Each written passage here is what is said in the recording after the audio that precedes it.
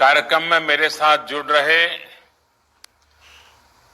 पंचायत राज के मंत्री श्रीमान नरेंद्र सिंह तोमर जी, राजस्थान, मध्य प्रदेश, कर्नाटका, हरियाणा, अरुणाचल प्रदेश, उत्तर प्रदेश, हिमाचल प्रदेश, आंध्र प्रदेश और उत्तराखंड के सभी आदरणीय मुख्यमंत्रीगण, हरियाणा के उप मुख्यमंत्री जी, राज्यों के पंचायती राज्य मंत्री, ग्रामीण विकास मंत्री, देश भर की ग्राम पंचायतों से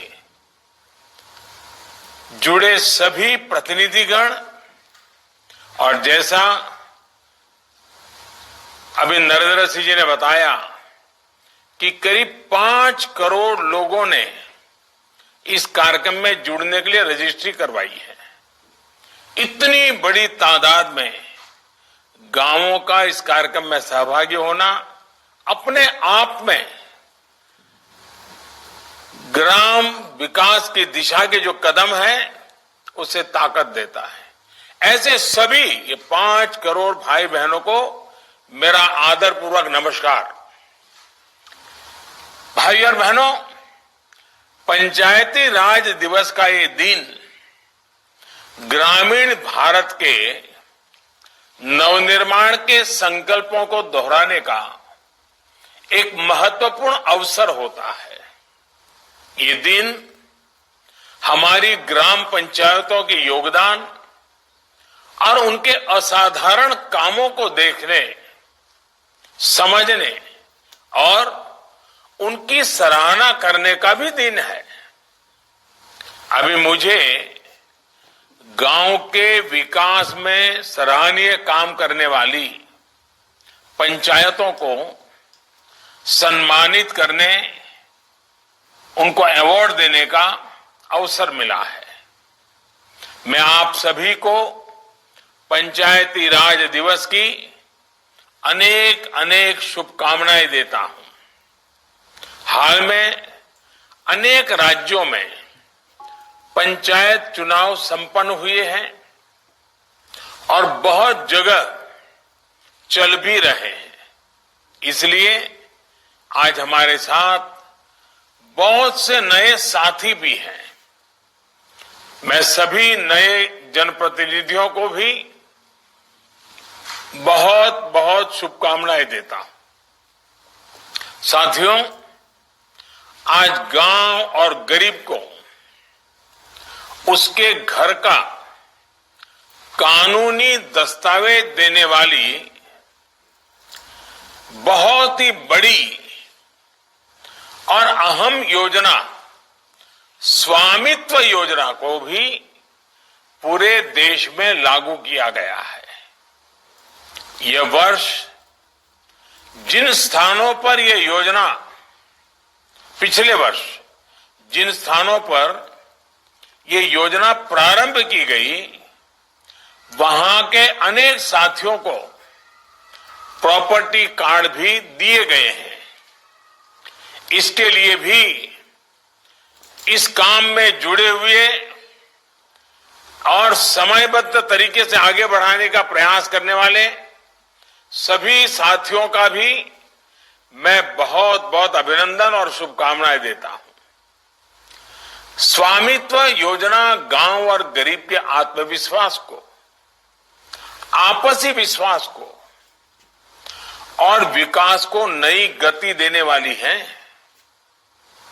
इसके लिए भी मैं सभी देशवासियों को बहुत बहुत बधाई देता हूं। साथियों, 1 साल पहले जब हम पंचायती राज दिवस के लिए मिले थे, तब पूरा देश कोरोना से मुकाबला कर रहा था।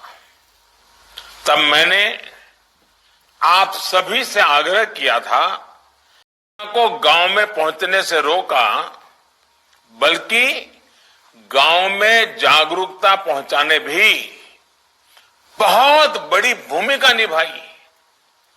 इस वर्ष भी हमारे सामने जो चुनौती है वो चुनौती पहले से जरा ज्यादा है कि गांवों तक इस संक्रमण को किसी भी हालत में पहुंचने नहीं देना है, उसे रोकना ही है। अपने मेहनत की देश के गांवों ने जो नेतृत्व दिखाया, वही काम इस बार भी आप बड़े चुस्ती के साथ, बड़ी डिसिप्लिन के साथ और ज्यादा से ज्यादा लोगों का साथ लेकर के बहुत ही पक्का करेंगे, सफलता जरूर पाएंगे।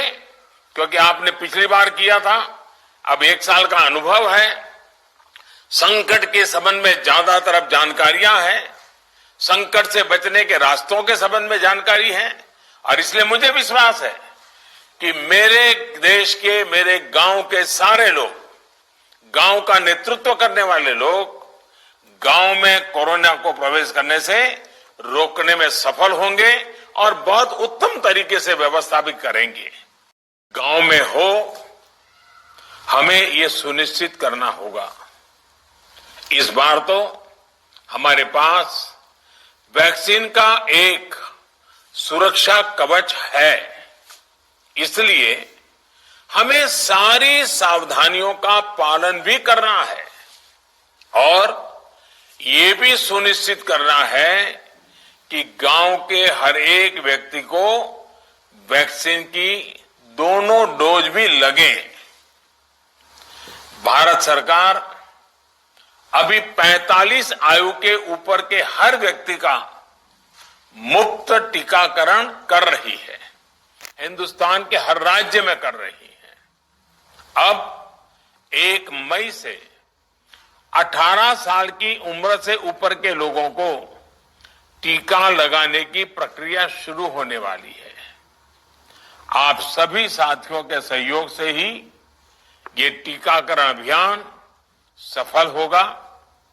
साथियों, इस मुश्किल समय में कोई भी परिवार भूखा न सोए, गरीब से गरीब का भी चूल्हा न जले, ये भी हमारी जिम्मेदारी है।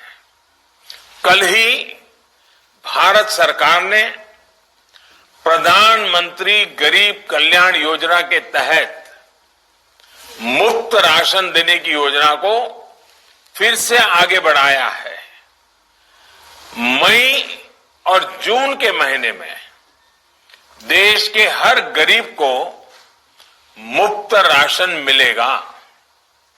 इसका लाभ 80 करोड़ से ज्यादा देशवासियों को होगा। इस पर केंद्र सरकार 26,000 करोड़ रुपए से अधिक खर्च करेगी। साथियों, ये राशन गरीबों का है, देश का है।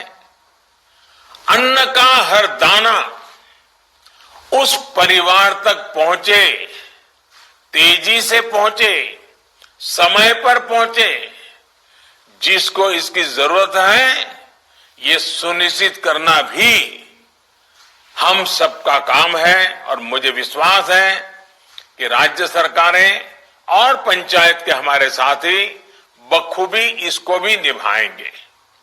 साथियों, ग्राम पंचायतों के जनप्रतिनिधि के रूप में आपका रोल लोकतंत्र को मजबूत करना है और गांव की आकांक्षाओं की पूर्ति करने का है। हमारे गांव भारत के विकास और आत्मनिर्भरता के अहम केंद्र रहे हैं। पूज्य महात्मा गांधी जी कहते थे, आत्मनिर्भरता से मेरा अर्थ है ऐसे गांव जो अपनी मूलभूत जरूरतों को पूरा करने के लिए आत्मनिर्भर हो। लेकिन आत्मनिर्भर होने का मतलब ये नहीं है कि अपनी सीमाओं में हम बंध जाएं।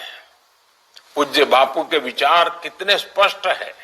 यानी हमें नए नए अवसरों को, नई नई संभावनाओं को तलाशते हुए अपने गांवों को विकास के रास्ते पर आगे लेकर जाना है। साथियों, पिछले साल जिन 6 राज्यों में स्वामित्व योजना की शुरुआत हुई थी, वहां 1 साल के भीतर ही इसका प्रभाव भी देखने लगा है। स्वामित्व योजना में ड्रोन से पूरे गांव का, संपत्तियों का सर्वे किया जाता है और जिनकी जो जमीन होती है उसे उनका प्रॉपर्टी कार्ड, संपत्ति पत्र भी दिया जाता है। थोड़ी देर पहले ही 5000 गांवों में 4 लाख से ज्यादा संपत्ति मालिकों को ई प्रॉपर्टी कार्ड दिए गए हैं। स्वामित्व योजना की वजह से आज गांवों में एक नया आत्मविश्वास लौटा है, सुरक्षा का एक भाव जागा है। गांव के घर का नक्शा, अपनी संपत्ति का दस्तावेज जब हाथ में होता है तो अनेक प्रकार की आशंकाएं खत्म हो जाती है। इससे गांव में जमीन जायदाद पर होने वाले झगड़े कम हुए हैं। कहीं कहीं तो परिवार के झगड़े भी नहीं खत्म हुए हैं। गरीबों, दलितों का शोषण की संभावनाएं भी रुकी हैं। करप्शन का एक बड़ा रास्ता भी बंद हुआ है। कोर्ट कचहरी के मामले भी कब बंद हो रहे हैं। जिन लोगों को अपनी जमीन के कागज मिल गए हैं, उन्हें बैंकों से लोन भी लेने में आसानी हो रही है। साथियों, स्वामित्व योजना की एक और विशेष बात है। इस योजना में ड्रोन सर्वे के बाद हर गांव का एक पूरा नक्शा, जमीन का पूरा हिसाब किताब भी बन जाता है। इससे पंचायतों को गांव में विकास के कामों को एक लंबी सोच के साथ, एक विजन के साथ व्यवस्थित ढंग से करने में भी ये नक्शा, ये मैप बहुत काम आने वाला है। और मैं सभी सरपंचों से आग्रह करूंगा, इसको बड़ा समझदारी से आगे बढ़ाएं ताकि गांव व्यवस्थित रूप से विकसित हो। एक प्रकार से गरीब की सुरक्षा, गांव की अर्थव्यवस्था और गांव में योजनाबद्ध विकास, इनको स्वनिधि योजना सुनिश्चित करने वाली है। मेरा देश के सभी राज्यों से भी आग्रह रहेगा कि इसके लिए सर्वे ऑफ इंडिया के साथ एमओयू साइन करने का काम जल्द से जल्द पूरा कर लें। कई राज्यों में इसके लिए भूमि कानूनों में बदलाव की भी जरूरत है। राज्यों को मेरा ये भी सुझाव है कि गांव के घरों के कागज बनने के बाद अगर कोई व्यक्ति बैंक लोन चाहता है तो उसको बैंकों में अड़चन ना आए, ये सुनिश्चित किया जाए। मैं बैंकों से भी अपील करूंगा कि वो प्रॉपर्टी कार्ड का एक फॉर्मेट बनाए जो बैंकों में लोन के लिए स्वीकार्य हो। आप सभी पंचायत के प्रतिनिधियों को भी स्थानीय प्रशासन के साथ तालमेल और गांव वालों को सही जानकारी देने के लिए काम करना होगा। साथियों, हमारे देश की प्रगति और संस्कृति का नेतृत्व हमेशा हमारे गांवों ने ही किया है। इसलिए आज देश अपनी हर नीति और हर प्रयास के केंद्र में गांवों को रखकर आगे बढ़ रहा है। हमारा प्रयास है कि आधुनिक भारत के गांव समर्थ हो, आत्मनिर्भर हो। इसके लिए पंचायतों की भूमिका को बढ़ाया जा रहा है। पंचायतों को नए अधिकार दिए जा रहे हैं। पंचायतों को डिजिटल बनाने के लिए हर गांव को फाइबर नेट से जोड़ने का काम भी, शुद्ध जल देने के लिए चल रही जल जीवन मिशन जैसी बड़ी योजना की जिम्मेदारी पंचायतों को सौंपी गई है। ये अपने आप में एक बहुत बड़ा काम हमने आपके जिम्मे, आपकी भागीदारी से आगे बढ़ाया है।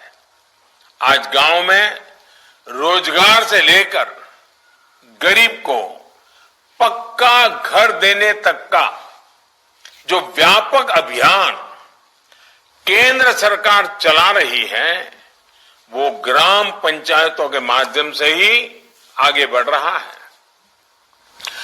गांव के विकास के लिए प्राथमिकताएं तय करनी हो, उनसे जुड़े निर्णय लेने हो, इसमें भी पंचायतों की भूमिका बढ़ाई गई है। आप अपने गांव की चिंता करें, गांव की इच्छाओं अपेक्षाओं के मुताबिक विकास को गति दें। इसके लिए देश आपसे अपेक्षा भी कर रहा है, आपको संसाधन भी दे रहा है। यहां तक कि गांव के अनेक खर्चों से जुड़ी अनेक शक्तियां भी सीधी पंचायतों को दी जा रही है।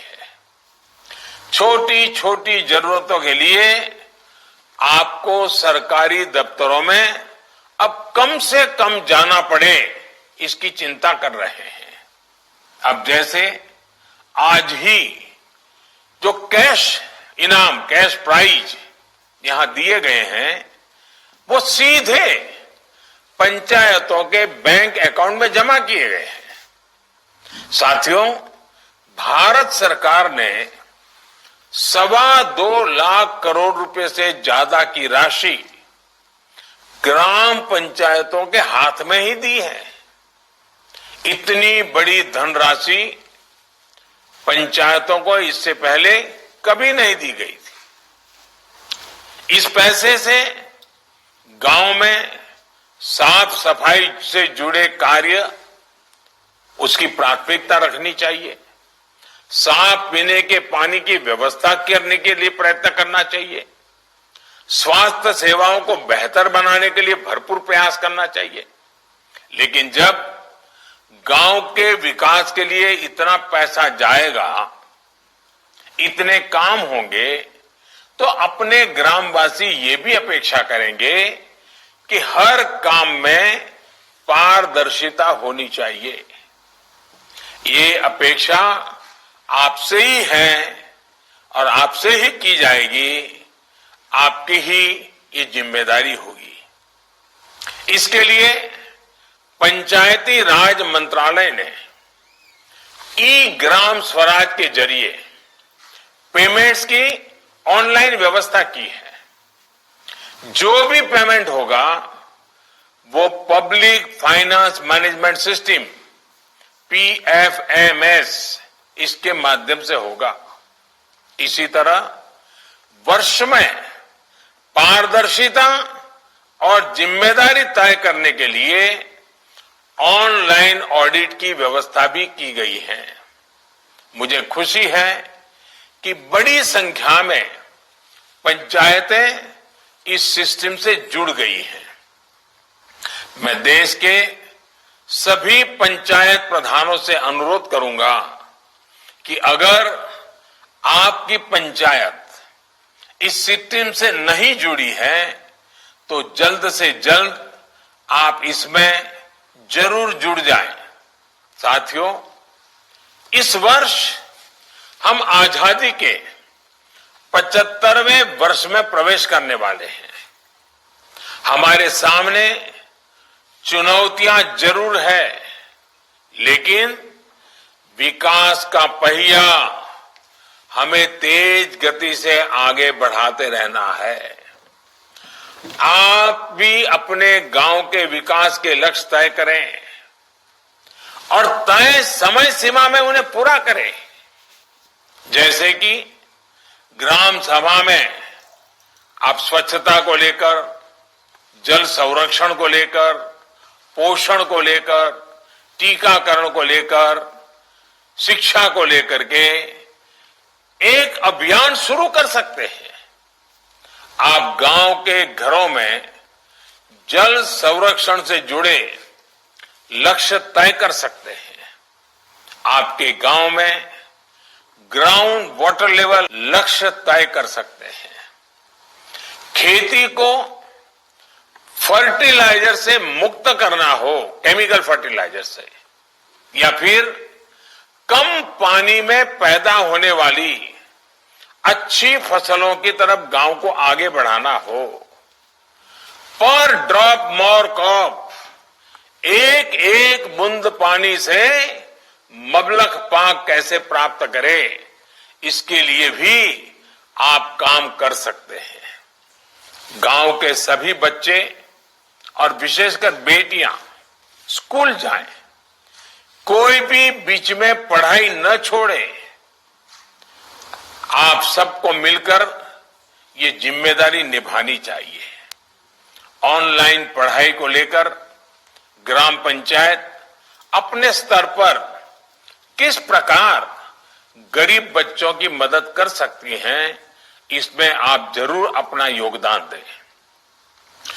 मिशन अंत्योदय सर्वेक्षण, इसमें जो गांव की जरूरतें, जो कमियां सामने आती हैं, हर ग्राम पंचायत को उन्हें दूर करने के लिए लक्ष्य निर्धारित करने चाहिए। अभी की इन परिस्थितियों में पंचायतों का मंत्र होना चाहिए, दवाई भी कड़ाई भी। और मुझे विश्वास है कि कोरोना के जंग में सबसे पहले विजयी कोई होने वाला है तो मेरे हिंदुस्तान के गांव विजयी होने वाले हैं। मेरे हिंदुस्तान के गांव का नेतृत्व विजयी होने वाला है। मेरे हिंदुस्तान के गांव के गरीब से गरीब नागरिक, गांव के सभी नागरिक मिलकर करना चाहिए, दवाई भी कड़ाई भी। और मुझे विश्वास है कि कोरोना के जंग में सबसे पहले विजयी कोई होने वाला है तो मेरे हिंदुस्तान के गांव विजयी होने वाले हैं। मेरे हिंदुस्तान के गांव का नेतृत्व विजयी होने वाला है। मेरे हिंदुस्तान के गांव के गरीब से गरीब नागरिक, गांव के सभी नागरिक मिलकर के विजयी होने वाले हैं। और देश और दुनिया को रास्ता भी आप गांव वाले इस सफलता के साथ दिखाने वाले हैं। ये मेरा आप पर भरोसा है, विश्वास है और पिछले साल के अनुभव के कारण है। और मुझे पक्का भरोसा है कि आप उसको बखूबी निभाएंगे और बड़े प्रेम भरे वातावरण में निभाते हैं आप। ये भी आपकी विशेषता रहती है। कोई भूखा न रहे इसकी भी चिंता करते हैं और किसी को बुरा न लगे इसकी भी चिंता करते हैं। मैं फिर से एक बार आपकी इस कोरोना की लड़ाई में जल्द से जल्द विजय प्राप्त हो, आपका गांव कोरोना मुक्त गांव रहे, इसमें आप सफल हो, इसी एक विश्वास के साथ फिर एक बार आप सबका बहुत बहुत धन्यवाद करता हूं। आपका बहुत शुभकामनाएं देता हूं। बहुत बहुत धन्यवाद।